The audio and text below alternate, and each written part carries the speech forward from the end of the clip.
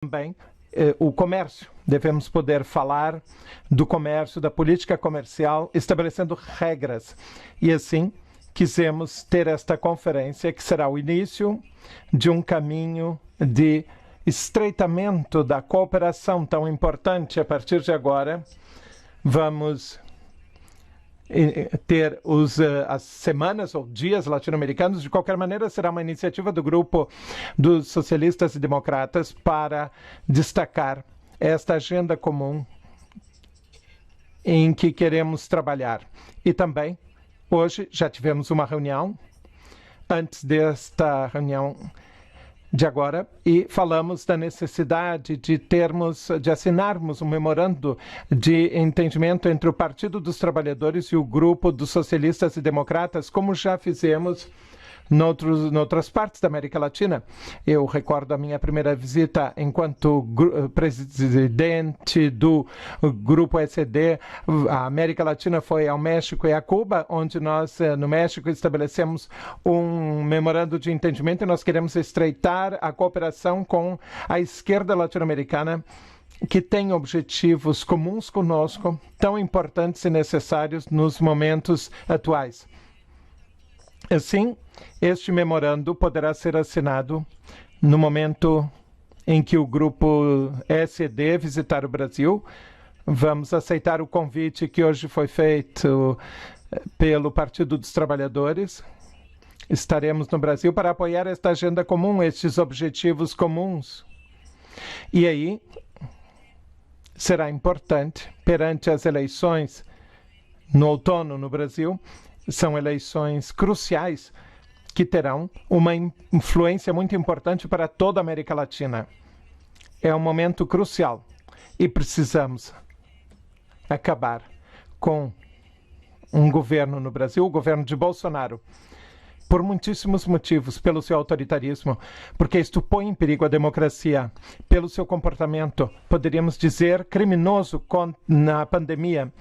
Nós temos consciência do que aconteceu no ano passado e como se pôs em perigo a vida de tantos compatriotas pelo seu negacionismo também climático e de exclusão da biodiversidade no Brasil. Nós sabemos o que acontece na Amazônia e também pela sua misoginia, pelo ódio e ataque às mulheres, que agora está a ser assumido pela extrema-direita no Brasil e no mundo.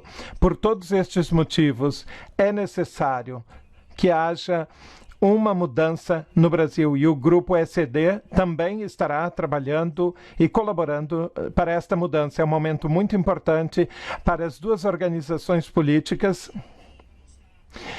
Vamos reforçar a nossa cooperação baseada no respeito mútuo e um desafio comum que temos, que é de construir sociedades mais igualitárias, sociedades mais justas e fortalecer as instituições. Portanto, hoje é um dia importante para o nosso grupo político. Eu gostaria de encerrar agradecendo mais uma vez o nosso presidente Lula da Silva por ter aceito estar hoje num dia tão importante.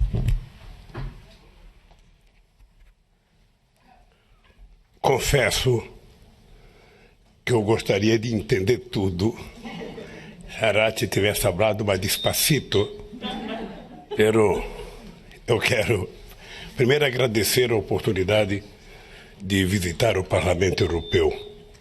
Fazia muito tempo que eu não vinha aqui, apesar de saber que muitos companheiros do Brasil participaram de vários debates, de vários eventos aqui no Parlamento Europeu.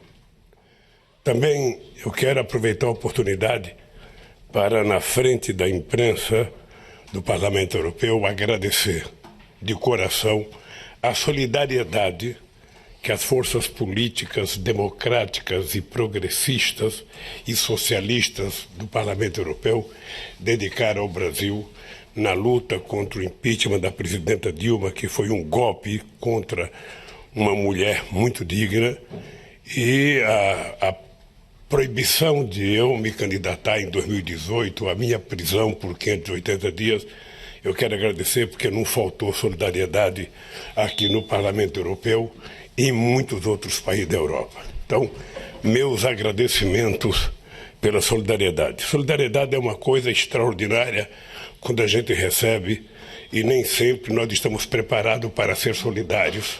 Muitas vezes fazemos vistas grossas quando pessoas precisam de um pouco de solidariedade. Eu aprendi a importância da solidariedade. Eu fiquei 580 dias numa cela e todo dia de manhã, todo dia à tarde e todo dia à noite, todo dia. Durante 580 dias, eu ouvi as pessoas gritarem bom dia, boa tarde, boa noite, e aquilo era uma espécie de alento, era uma espécie de motivação para que a gente continuasse animado para a luta que viria a acontecer no Brasil. Eu estou livre. O juiz que me processou está sob suspeição porque ele mentiu no julgamento. Ele, na verdade, fez um julgamento eminentemente político. Ele queria ser ministro da Justiça e ele me condenou. Quando a gente perguntava qual era a razão da minha condenação, não tinha razão, era um fato indeterminado. Por conta de um fato indeterminado, que nem eu sei, nem vocês sabem, eu fui condenado. Bom, hoje eu estou inocente, livre. É uma pena que eu não trouxe o material aqui para distribuir para vocês, o material que nós fizemos sobre a verdade do nosso julgamento. Nós tínhamos pensado em trazer quando saímos para viajar, mas lamentavelmente descobrimos que não trouxemos o material. Se tiver o material, Marcola, a gente daria um jeito de distribuir antes de viajar. A terceira coisa importante é a alegria de poder conversar com vocês sobre política. Nós estamos vivendo, não apenas no Brasil, uma situação extremamente delicada. Nós, depois dos anos 80, em que o sucesso da humanidade estava no consenso de Washington, o sucesso da humanidade estava na globalização, 40 anos depois, o que nós estamos percebendo é que o discurso do Estado Nacional, feito pelo Trump, dizendo que os Estados Unidos para os americanos, é o que está acontecendo em outra parte do mundo com o fascismo, com a extrema-direita em vários lugares. O Bolsonaro representa hoje uma peça importante na extrema-direita fascista, nazista, o que você quiser falar da antipolítica, você pode falar do governo brasileiro. O Brasil, na verdade, não merecia estar passando pelo que está passando, porque o Brasil é um país muito generoso, um povo muito trabalhador. O país conheceu no nosso governo a maior política de inclusão social da história do nosso país. O nosso povo mais humilde voltou a comer. O Brasil saiu do mapa da fome reconhecido pela ONU em 2014, quando o mundo desenvolvido permitiu que 100 milhões de pessoas ficassem desempregadas por conta da crise financeira de 2008. No Brasil, nós criamos 22 milhões de empregos formais no nosso país. Nós conseguimos uma ascensão social que, sinceramente, é a maior de toda a história do Brasil. Isso está sendo destruído. Está sendo destruído porque a extrema-direita não pensa no povo trabalhador, não pensa no pobre, não pensa no emprego, não pensa no índio, não pensa no negro, não pensa em LGBT, ou seja, não pensa efetivamente em nada que não seja a ganância e o processo de desestruturar o Estado brasileiro. Nós temos hoje um governo que, como não sabe governar, se ele pudesse, ele vendia tudo. Ele vendia o que tinha e o que não tinha. Ele já está destruindo a Petrobras, porque a Petrobras não era apenas uma empresa de petróleo. A Petrobras era a maior empresa brasileira e uma empresa fomentadora de desenvolvimento e de investimento em pesquisa. Era a empresa que mais investia em pesquisa no nosso território, e eles estão desestruturando a empresa, vendendo parte da empresa, já venderam gasoduto, já venderam distribuidora, ou seja, e agora querem tentar vender a própria Petrobras, querem tentar vender os bancos públicos, querem tentar vender o maior banco de investimento que nós temos na América do Sul, que é o BNDES, um banco que tem capacidade de aportar recursos muito mais do que o Banco Mundial. E quando teve a crise de 2008, o fato do Brasil ter sido o último país a entrar na crise e o primeiro a sair da crise foi por conta do BNDES, porque nós emprestávamos dinheiro para empresas e para os estados fazer os investimentos em obras de infraestrutura. Bem, tudo isso está sendo desestruturado no nosso país. E tudo isso está sendo desestruturado de forma pensada, arquitetada, porque o Bolsonaro era uma cópia mal feita do Trump. Imagina uma cópia mal feita, porque se fosse uma cópia bem feita do Trump já era ruim. Agora imagina uma cópia mal feita do Trump. O Bolsonaro não pensa, ele não tem ideia, ele não entende absolutamente de nada, a não ser de falar bobagem, a não ser de fazer fake news e a não ser de tentar destruir aquilo que nós destruímos. O sonho dele, todo santo dia, é desfazer cada coisa que nós criamos. Agora mesmo, ele acaba de anunciar o fim do programa Bolsa Família, que é o programa de maior resultado de inclusão social reconhecido por todos os países do mundo nos últimos 18 anos. É o programa que mais deu certo de inclusão social.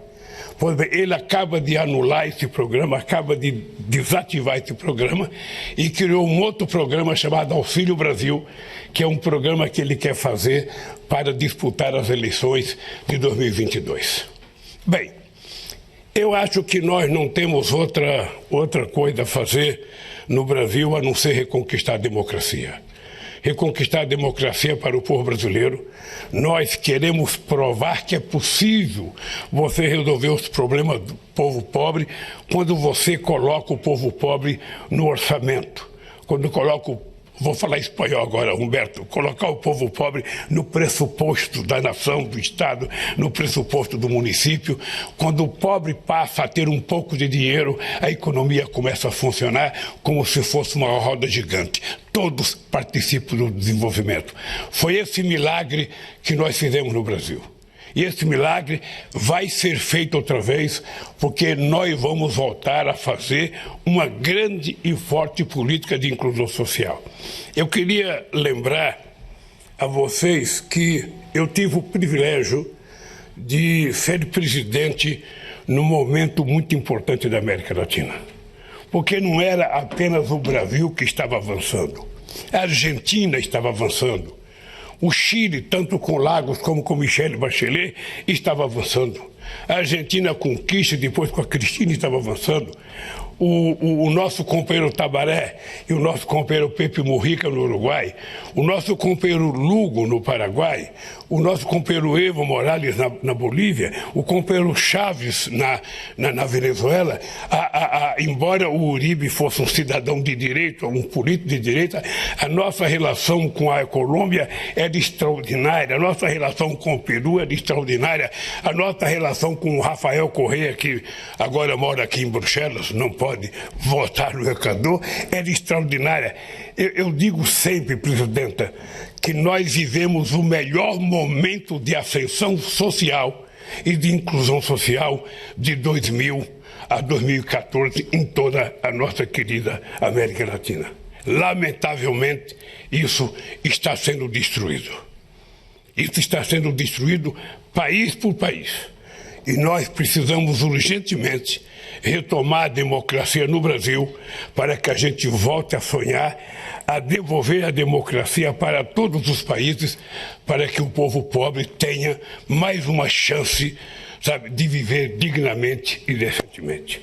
Por isso eu estou aqui para falar um pouco dos problemas e das soluções e estou muito à disposição de vocês para fazerem perguntas. As perguntas que vocês quiserem fazer. Eu não controlo o tempo é controlado pela nossa presidenta, da Aliança Progressiva e Socialista e Democrata aqui do Parlamento Europeu. Eu queria dizer para vocês o seguinte: não tem pergunta proibida. Façam a pergunta que quiser. Se eu souber, eu responderei. Se eu não souber, eu transfiro para ela responder e nós ficaremos bem aqui. Ok, thank you. Muito obrigada, Lula da Silva. Irache Garcia Pérez. Agora vamos ouvir a primeira pergunta. Sim? Indique de onde vem, nome e o meio de comunicação e para quem a pergunta. Eu sou Daniel Obirosa, da agência F. Queria perguntar, ou duas perguntas a Lula da Silva. Em primeiro lugar, os protestos que há hoje em Cuba. Gostaria de saber o que pensa quanto aos protestos e a retirada de acreditação à agência F. E, em segundo lugar, presidente Lula, o senhor hoje reuniu-se com social-democratas, ontem reuniu-se com o representante José Borrell, representante dos assuntos externos, e vai se apresentar às eleições presidenciais no Brasil no próximo ano? Eu só queria entender a primeira pergunta, que eu não entendi bem. Se você puder traduzir um pouquinho mais alto.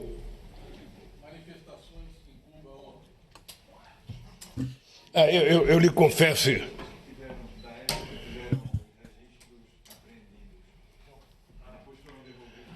Olha, eu possivelmente eu seja um político diferenciado.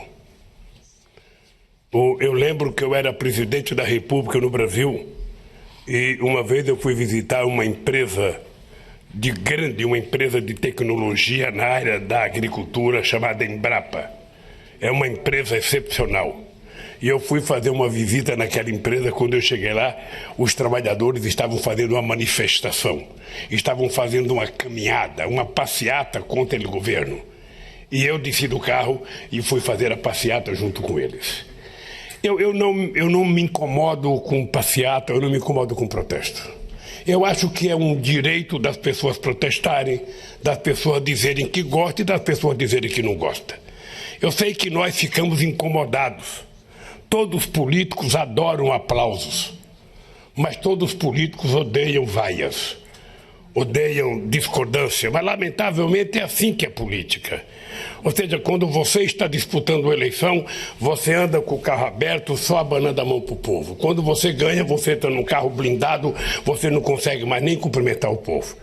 Então, aquele cara que está te vaiando, possivelmente é um cara que votou em você. E é uma pessoa que está descontente com alguma coisa. Eu acho que, ao invés da gente achar ruim, a gente tem que conversar para saber por que a pessoa está protestando. Eu acho que Cuba tem uma similaridade que nós não poderemos aceitar nunca. Não é justo, não é normal, não é democrático, não é prudente para a questão dos direitos humanos um bloqueio durar 60 anos. Não é normal. Ou seja, não é normal que os Estados Unidos não aprendam que ele perdeu a revolução para os cubanos e que ele precisa permitir que os cubanos decidam o seu próprio destino. É apenas isso. Eu, quando era presidente, junto com o Celso Amorim, falamos com Bush. Por que os Estados Unidos não pensam abrir democraticamente, sabe, a sua relação com Cuba? Qual é o problema? Ou seja, é uma eterna Guerra Fria, uma eterna perseguição. Ou seja, é como se estivesse aprisionando um filho menor, rebelde, amarrado numa mesa. Então eu fico triste saber, sabe, que os americanos não têm grandeza de compreender que os cubanos têm que ter liberdade de decidir o seu destino. Agora, os cubanos também sabem que quando tiver protesto, nós temos que conversar e saber por que são os protestos. Eu já vivi muito protesto no Brasil. Eu já participei de muitos contra os outros e já recebi muitos contra mim e eu me comporto do mesmo jeito. Quem aplaude, vaia. Quem faz passeata favorável pode fazer passeata contra. Eu apenas preciso aprender a compreender que o mundo é assim. Agora, eu vou morrer reivindicando, sabe, que os Estados Unidos parem pare com o bloqueio a Cuba. E como se me... Bem, como também foi me dirigida uma pergunta, eu gostaria de responder muito rapidamente. Em primeiro lugar, com relação à retirada dos credenciais da imprensa F. Sim, a nossa posição é contrária a esta decisão. Em Cuba devemos ter o exercício livre da profissão e dos meios de comunicação para que possam trabalhar e assim somos contra a retirada das credenciais. Mas eu gostaria de recordar que há 1 ano e meio, como eu dizia no início, estive em Cuba e lá ficou claro a nossa posição de um compromisso claro em favor dos direitos humanos. Quando estive em Havana um pouco antes da pandemia, eu disse que deveríamos ver um julgamento de José Ferrez e que ele deveria sair da prisão. E o resultado da minha viagem foi a saída da prisão dele. E como disse o presidente Lula, como me comprometi com o apoio aos direitos humanos em Cuba, eu também o fiz contra o bloqueio da administração norte-americana para o povo cubano, o que provoca ou impede o desenvolvimento do país. E assim, eu fui muito clara quanto à nossa posição. Ok. Then... E agora, passo... Na verdade, eu tinha deixado de responder a segunda pergunta do companheiro, que era a pergunta se eu iria me apresentar outra vez a disputar as eleições no Brasil. A melhor pergunta que você fez e eu não respondi, vou responder agora para você. Bem, eu acho que nós estamos discutindo um momento muito especial da política brasileira. Não é de hoje que o meu partido é atacado quase todo santo dia. Não é de hoje que a política de inclusão social que nós fizemos no Brasil nunca foi aceito pela grande maioria de parte da elite econômica brasileira. Embora os programas sociais do PT tenham servido como exemplo para vários países do mundo, embora o Bolsa Família tenha sido elogiado como o melhor programa de inclusão social de toda a história, muita gente da elite brasileira não aceitava porque diziam para mim que o Bolsa Família era uma esmola e que eu estava criando vagabundos, porque quem recebia o Bolsa Família não queria mais trabalhar. Ou seja, o ignorante que fala uma coisa dessa não me entende de pobre, não entende das necessidades básicas da sociedade mais humilde. Mas por conta disso, o meu partido vai ter candidato a presidente da República.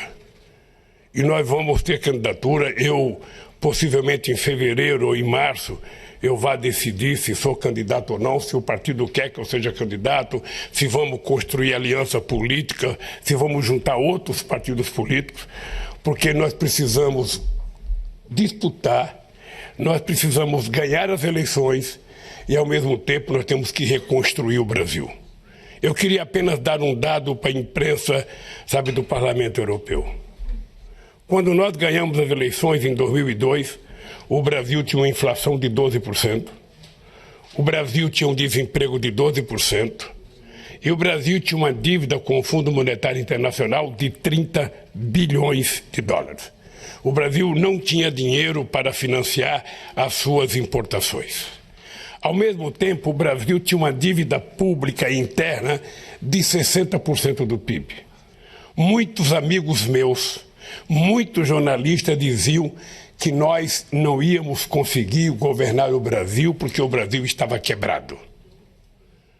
Pois bem, nós em 3 anos de governo pagamos os 30 bilhões de dólares para o FMI, nós reduzimos a dívida pública de 60% do PIB para 32% do PIB, nós fizemos superávit primário durante todo o tempo que o PT governou, o único país do G20 a fazer superávit primário todos os anos, quase nenhum fazia, e mesmo assim nós fizemos a maior política de inclusão social que se tem conhecimento no Brasil desde a sua descoberta em 1500. Ou seja, nós provamos que era possível a gente cuidar do Brasil, sabe, se a gente colocasse o pobre como prioridade. A gente então não permitia que educação fosse vista como gasto. Educação era investimento. Cuidar do pobre não é gasto, é investimento. Cuidar da saúde não pode ser gasto, tem que ser tratado como investimento. Ou seja, financiar a bolsa de estudo para o estudante pobre não pode ser gasto, tem que ser visto como investimento. Porque todo o dinheiro para o capital é investimento e todo o dinheiro para o pobre é gasto. É preciso inverter essa lógica, mesmo porque quem paga ao Estado brasileiro são os pobres. No Brasil, só para você ter ideia, quem paga imposto de renda é o povo que trabalha, porque somente o povo que recebe salário é descontado na fonte, é descontado no dia do pagamento. Rico não paga imposto no Brasil. É importante vocês saberem que ele não paga imposto nem de lucro, nem de dividendo. Por isso é que eu estou dizendo, quase todo dia no Brasil, que nós temos uma solução fácil para resolver o problema do Brasil. É colocar o povo pobre no orçamento e colocar o rico no imposto de renda. Quem sabe a gente começa a melhorar a situação do nosso país. Por isso o PT vai concorrer. Se for eu, estarei satisfeito, estou preparado, motivado, com saúde, sabe? Eu estou com tanta saúde, meu caro, que eu quero ver esse caso antes das eleições. Para demonstrar a confiança que eu tenho no futuro do Brasil, eu vou até casar para poder mostrar, sabe, que eu acredito no que nós somos capazes de fazer no Brasil. Por isso, o PT terá candidatura, sim, em 2022 e queremos ganhar as eleições para colocar o Brasil outra vez no patamar do Brasil, do país respeitado no mundo inteiro. Thank you. We can only take one more. Muito obrigada. Só temos tempo para mais uma pergunta. Infelizmente, só mais uma pergunta. Então, uma pergunta a mais.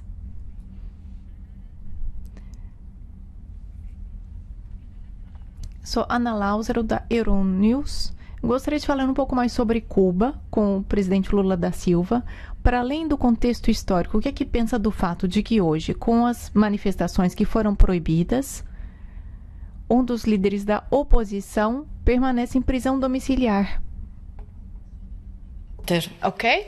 Then we take... Sim, temos então uma pergunta para o presidente Lula e depois mais uma pergunta. E depois teremos as respostas. Oi, eu sou Paloma Varon, da Rádio França Internacional. E se eu puder fazer duas perguntas também, como meu colega. A primeira, o senhor já declarou a Parimat, que seria candidato. E então, a dúvida agora, e ontem fez um discurso quase de campanha para os apoiadores aqui em Bruxelas. Eu entrevistei alguns deles que estavam presentes ontem e me falaram que foi um discurso de campanha. Então, a gente quer saber, na verdade, se Alckmin vai ser mesmo vice e se o senhor não tem medo de que ele traia também o PT como o Temer. Olha, primeiro, eu não entendo que eu tenha feito discurso de campanha. Sabe, até porque eu não pedi voto. O discurso de campanha, você pede voto. Segundo, eu estava fazendo um discurso de agradecimento à solidariedade de companheiros brasileiros que moram aqui, sabe, em Bruxelas e que se dedicaram muito tempo a fazer solidariedade a mim. Sabe? Então não foi um discurso de campanha, porque um discurso de campanha eu só posso fazer quando o PT anunciar que eu sou candidato e eu aceitar ser candidato. Aí eu a convidarei para participar do meu primeiro discurso de campanha no Brasil. A segunda coisa é eu já tenho 22 vices. Eu já tenho 22 vices, já tenho 8 ministros da Economia, quando eu ainda nem decidi ser candidato. Veja, o vice é uma pessoa que tem que ser levado muito a sério na relação com o presidente. Porque o vice pode ser presidente. Pode acontecer muitas coisas. E depois o vice tem que ser uma pessoa que soma com o presidente e não que diverge com o presidente. Eu tenho uma extraordinária relação de respeito com o Alckmin. Eu fui presidente quando ele foi governador. Nós conversamos muito. Não há nada que aconteceu entre eu e o Alckmin que não possa, ser reconciliado. Não há. Política, às vezes, é como jogo de futebol. Você dá uma butinada no cara, o cara cai chorando de dor, Mas depois que termina o jogo, eles se encontram, se abraçam e vão tomar uma cerveja e vão discutir o próximo jogo. A política é assim. Quando não há ofensa moral, quando não há ofensa pessoal, eu acho que nas divergências políticas todo mundo joga bruto porque todo mundo quer ganhar. Eu disputei as eleições de 2006 com o Alckmin, mas eu quero lhe dizer que eu tenho um profundo respeito pelo Alckmin. Eu não estou discutindo vice ainda porque não discuti a minha candidatura. Quando eu decidi ser candidato, aí sim eu vou sair a campo para procurar alguém para ser vice. Com relação a Cuba, eu te confesso, eu não sei quem fez a pergunta, eu não acompanhei o noticiário hoje. Eu não acompanhei, porque eu levantei de manhã, comecei a ler o material que eu tinha que ler para as conversas que eu ia ter hoje.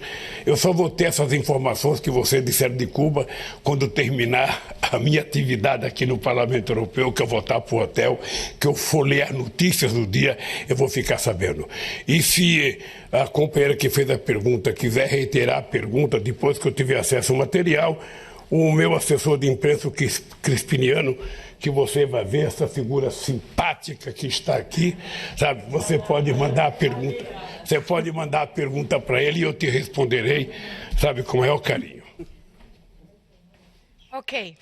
Then I think you will have a very busy job because I get... Então, acho que terão muito trabalho, pois acho que há mais perguntas aqui, talvez mais perguntas online. Muito obrigado, Iraty Garcia. Muito obrigado, senhor Lula da Silva. E estão todos convidados às 5 horas no plenário para o nosso evento sobre o Dia da América Latina. Muito obrigada a todos.